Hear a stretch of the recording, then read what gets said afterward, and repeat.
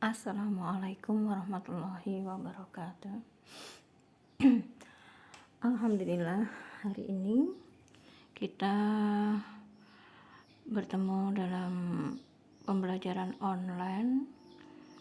Walaupun tadi kita sudah melaksanakan pertemuan tatap muka di sekolah, akan tapi karena sifatnya masih dalam masa pandemi, insya Allah kita juga tetap melakukan pembelajaran online, karena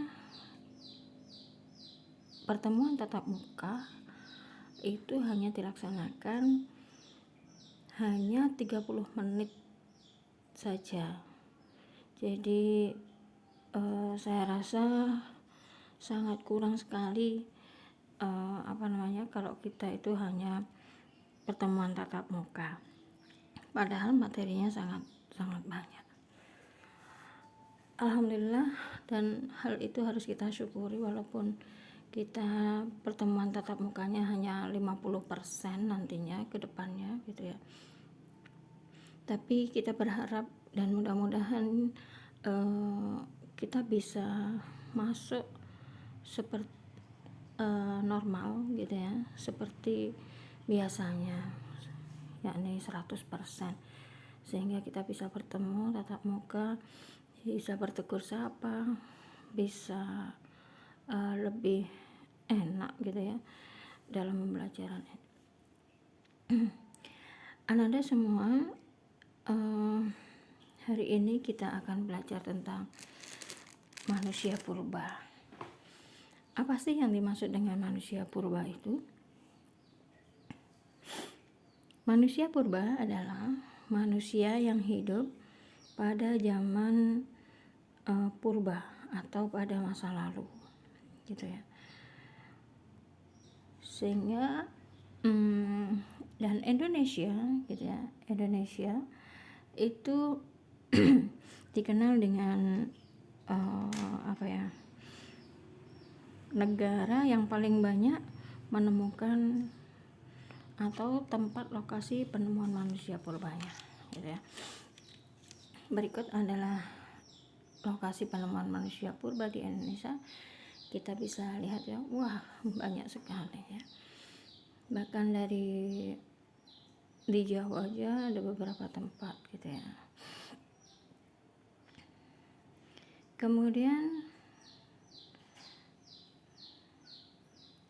kalau kita tadi melihat lokasi penemuan manusia purba di Indonesia itu ada yang di mana itu? Ada yang di Ngawi, ada yang di lembah Sungai Solo, kemudian ada yang di Sulawesi gitu ya, dan lain sebagainya.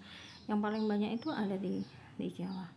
Sekarang kita akan belajar tentang jenis-jenis manusia purba di Indonesia.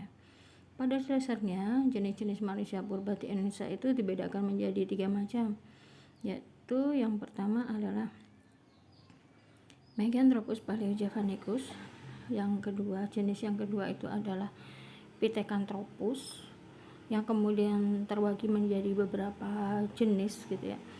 Kemudian yang ketiga itu adalah jenis Homo gitu ya. Mari kita saksikan bersama.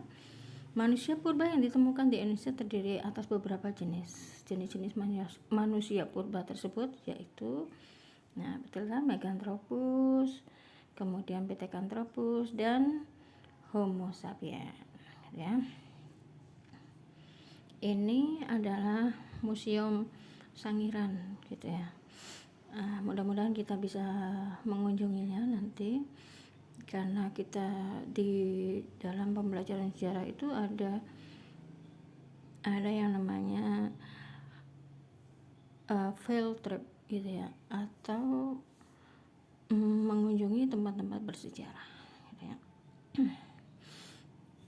Kemudian lanjut. Oke. Yang pertama adalah Meganthropus. Mega itu adalah besar gitu ya. Kemudian Tropus atau Anthropos itu adalah manusia atau dengan kata lain adalah manusia besar gitu ya. Fosil Meganthropus pertama kali ditemukan oleh von Koenigswald pada tahun 1941 di desa Sangiran, sekitar lembah Sungai Bengawan Solo. Meganthropus merupakan jenis manusia purba paling tua di Indonesia gitu ya. Fosil yang ditemukan berupa fragmen rahang bawah sebelah kanan, rahang atas sebelah kiri, dan gigi lepas.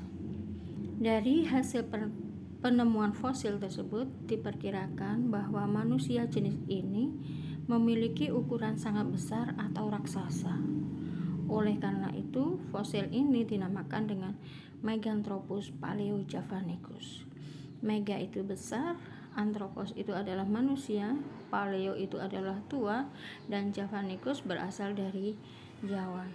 Sehingga Meganthropus paleojavanicus kalau digabungkan menjadi manusia besar tua yang berasal dari Jawa.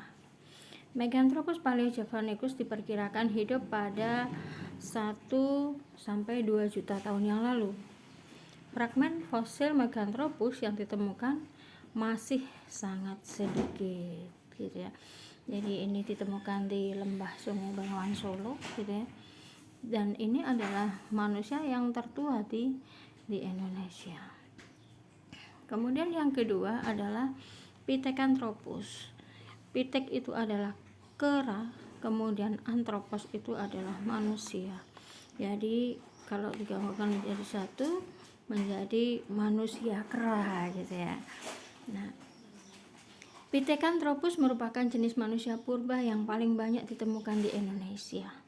Sisa-sisa kehidupan Pithecanthropus dapat ditemukan di Mojokerto, Gedung Brubus, Trinil, Sangiran, Sambung Macan, dan Ngandong. Beberapa jenis Pithecanthropus yang ditemukan di Indonesia yaitu Pithecanthropus mojokertensis dan Pithecanthropus erectus.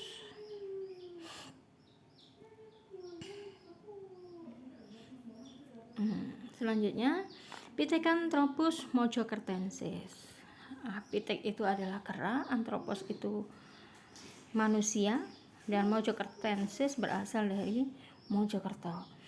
Jadi manusia kera yang berasal dari Mojokerto. Pithecanthropus mojokertensis merupakan manusia purba jenis Pithecanthropus tertua yang ditemukan di Indonesia. Pithecanthropus mojokertensis ditemukan oleh von Koenigswald di Mojokerto tahun 1936 pada lapisan Pleistosen bawah. Ini hidup sekitar 2,5 sampai 1,25 juta tahun yang lalu. Fosil Pithecanthropus mojokertensis yang berhasil ditemukan berupa tengkorak anak-anak, atap tengkorak, rahang atas, rahang bawah, dan gigi lepas. Berdasarkan temuan tersebut, ciri-ciri fisik Pithecanthropus mojokertensis diperkirakan yaitu tulang pipi kuat, berbadan tegap, tonjolan kening tebal, otot-otot tengkuk kukuh, muka menonjol ke depan, dan volume otak 650 sampai 1000 cc.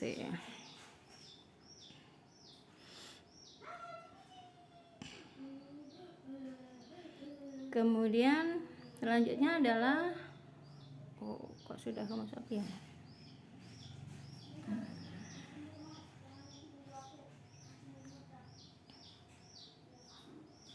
Ya. Bentar ya. Oke. Yang selanjutnya adalah Pithecanthropus atau Homo erectus. Gitu ya. Pithecanthropus erectus, Pitek itu adalah kera, Anthropos itu adalah manusia, dan erectus itu adalah berdiri sendiri, berdiri tegak, gitu ya. Jadi kalau digabungkan, Pithecanthropus adalah manusia kera yang bisa berdiri tegak. Pithecanthropus erectus memiliki daerah persebaran paling luas pada 1890.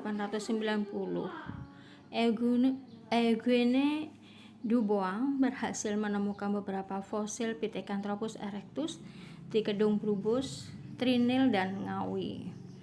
Pada saat ini, nama ilmiah Pithecanthropus erectus adalah Homo erectus atau manusia berdiri tegak. Para ahli paleoantropologi menduga bahwa Homo erectus berasal dari Afrika. Homo erectus bermigrasi selama masa Pleistosen, sekira 2 juta tahun yang lalu. Ciri fisik Pithecanthropus erectus atau Homo erectus yaitu badan tegap, hidung lebar, dagu tidak ada, alat pengunyah kuat, berat badan 80-100 kg, tinggi badan 160-180 cm, terdapat tonjolan kening pada dahi, tulang tengkorak berbentuk lonjong, volume otak 750-1000 cc, dan muka didominasi oleh bagian rahang yang menonjol. Ya. Kemudian selanjutnya adalah Homo sapiens. Homo itu adalah manusia dan sapien itu adalah cerdas atau manusia cerdas, gitu ya. Homo sapiens artinya adalah manusia cerdas. Tingkat kecerdasan Homo sapiens salah satunya disebabkan volume otaknya yang jauh lebih besar daripada jenis manusia purba sebelumnya. Homo sapiens diperkirakan memiliki ciri-ciri fisik, antara lain tengkorak besar, volume otak diperkirakan 1650 cc, muka datar dan lebar, akar hidung lebar, bagian mulut menonjol sedikit, dahi agak miring, di atas rongga mata ada busur kening yang nyata, langit-langit mulut besar dan dalam, rahang bawah masif, gigi besar-besar, serta tinggi badan sekira 173 cm. Jenis-jenis Homo sapiens yang ditemukan di Indonesia yaitu Homo wajakensis, Homo soloensis, dan Homo floresiensis. Homo wajakensis. Homo itu adalah manusia dan wajak itu adalah berasal dari wajak atau disebut juga dengan manusia dari wajak, gitu ya. Homo wajakensis, manusia dari wajak, ditemukan di lembah Sungai Berantas, Wajak, Tulungagung, Jawa Timur. Fosil Homo wajakensis ditemukan pada lapisan Pleistosen atas oleh Eugene Dubois pada tahun 1889. Manusia purba ini diperkirakan hidup pada 40-25.000 tahun yang lalu. Von Koenigswald mengkategorikan Homo wajakensis dalam jenis Homo sapiens atau manusia cerdas karena sudah mengenal upacara penguburan. Bentar ya.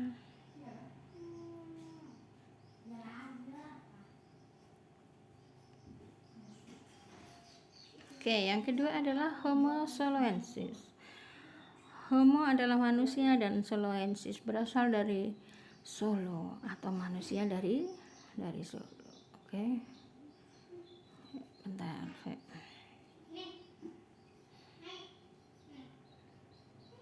Ini keterangannya. Fosil Homo soloensis pertama kali ditemukan oleh von Koenigswald pada tahun 1931 sampai 1934 di daerah Ngandong di tepi Sungai Bengawan Solo. Selain itu, fosil Homo soloensis ditemukan di Sambung Macan dan Ngawi. Oke, lanjut. Kemudian Homo floresiensis. Homo floresiensis ditemukan oleh para ilmuwan dari Australia pada tahun 2003 dalam ekskavasi di Gua Liangbua, Flores. Manusia purba ini hidup di Kepulauan Flores sekira 18.000 tahun yang lalu. Nah, Homo floresiensis ini juga disebut dengan manusia liang buah, gitu ya. Menurut tim ilmuwan yang menemukan fosil tersebut, Homo floresiensis merupakan keturunan spesies Homo erectus yang hidup di Asia Tenggara sekira 1 juta tahun yang lalu. Akibat proses seleksi alam, tubuh mereka berevolusi menjadi bentuk lebih kecil. Dalam jurnal ilmiah Nature, para ilmuwan menjelaskan Homo floresiensis sebagai spesies baru manusia. Sementara itu, menurut Tengku Yakob, Homo floresiensis bukan merupakan spesies baru, melainkan nenek moyang dari orang-orang Katai di Flores yang menderita penyakit mikrocefalia, yaitu bertengkorak kecil dan berotak kecil. Kayaknya ini masih ada ya di Indonesia. Oke, sampai situ aja mungkin materi kali ini. Mudah-mudahan bisa dipahami dan mudah-mudahan ya, kita mudah-mudahan bisa bertemu lagi di pertemuan tatap muka nanti. Dari saya kurang lebihnya mohon maaf. Wassalamualaikum warahmatullahi wabarakatuh.